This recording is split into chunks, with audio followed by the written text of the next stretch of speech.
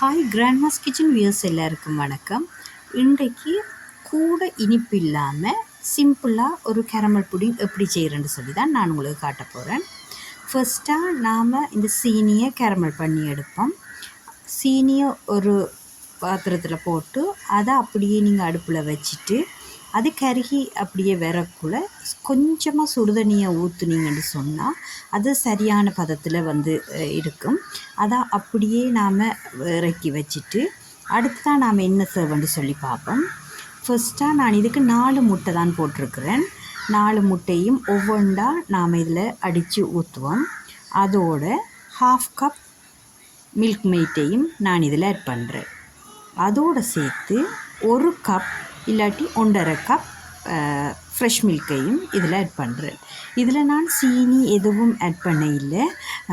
மெதுவாக சிம்பிளான ஒரு இனிப்பு டேஸ்ட்டிலேயே கூட சுகர் இல்லாமல் தான் இந்த கேரமல் புடிங்கை நான் செய்கிறேன்.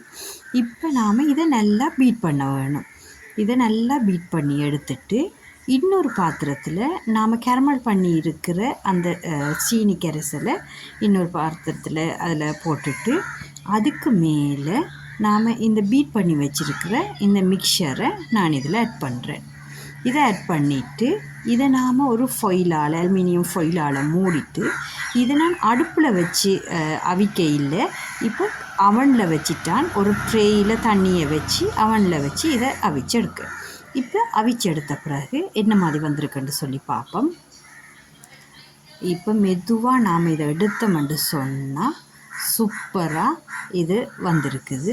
இப்போ நான் இதை ஃப்ரிட்ஜில் வைக்க முதல் தான் நான் உங்களுக்கு இதை காட்டுறேன்.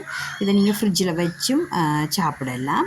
இப்போ நாம் இதை எடுத்து பார்த்தோம்னு சொன்னால் சூப்பராக நல்லா பாயில் ஆகி அந்த கேரமலும் சேர்ந்த மாதிரி வந்திருக்குது.